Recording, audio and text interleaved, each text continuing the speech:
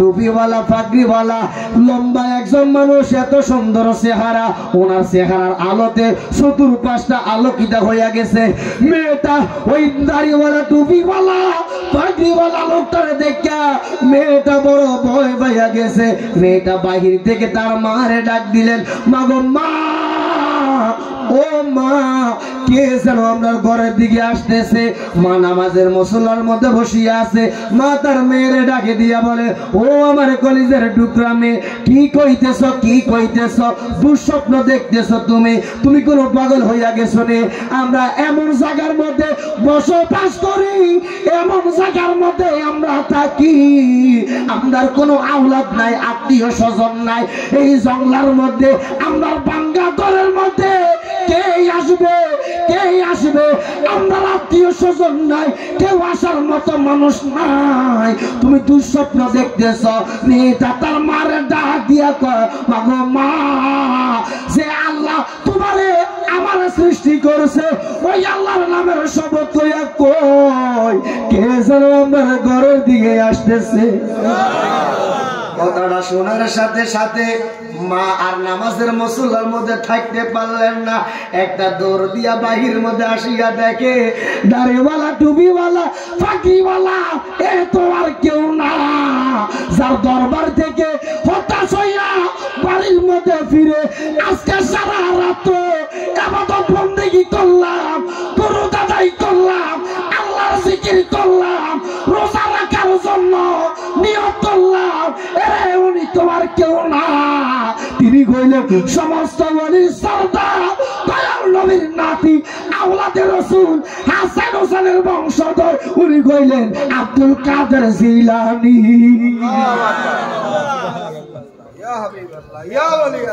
মা লক্ষ্য করে দেখে হুজুর গৌসুবাক আব্দুল কাদের জিলানী ওই মহিলার বাঙ্গা ঘরের মধ্যে ঢুকিয়া ঘরের চৌকাটার মধ্যে কাল সুমা দিতেছে। এমনকি ঘরের দুয়ারটা চিনেন আপনারা? ঘরের দুয়ারের মধ্যে হুজুর গৌসুবাক সুমা দিতেছে। সুবহানাল্লাহ। মহিলাটা আশ্চর্য হইয়া গেল, কি হুজুর আমার ঘরের মধ্যে আসলো, ভালো কথা, আমার ঘরের চৌকাটে দুয়ারে কেন সুমা দিতে আছে? মহিলাটা একটু সামনে গিয়ে বলে, হুজুর বেয়াদবি ক্ষমা করেন, একটা কথা আপনার কাছে জানতে চাই। আপনি আমার ভাঙ্গা ঘরের মধ্যে আসলেন, কিন্তু আমার ঘরের দুয়ারের মধ্যে চৌকাটার মধ্যে কেন সুমা দিতেছেন? দুনয়নে রাসূল পাক দেখিলে কেমন হতো, দুনয়নে রাসূল পাক দেখিলে কেমন হতো, জন্ম আমার নবীর যোগে হলে কেমন হতো, জন্ম আমার নবীর যোগে।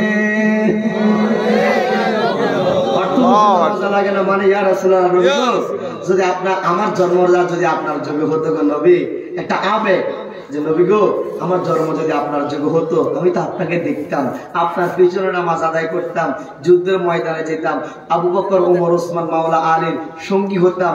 নবী গো হযরত বেলাল আজান দিত, আমি বেলালের আজানটা শুনতাম, আপনি আলোচনা করতেন, আমি বসে বসে শুনতাম। সুবহানাল্লাহ।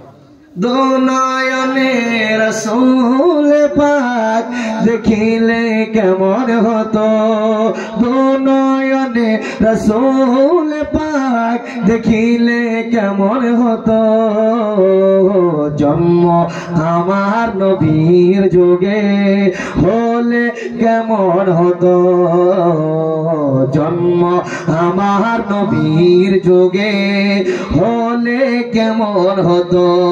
দিনী কত আলোচনায় থাকিতাম আমি অধম, সামনে রাসূল পাক হতো, পাশে সাহাবাগণ, আবু বকর ওমর ওসমান আলীর সঙ্গী কেমন হতো, দুনয়নে রাসূল পাক দেখিলে কেমন হতো, দুনয়নে রাসূল পাক দেখিলে কেমন হতো, জন্ম আমার নবীর যোগে হলে কেমন হতো।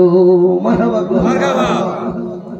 শায়রে বলেন, কেমন ছিল সেই দৃশ্য মদিনার, দেখেছেন সব সাহাবী।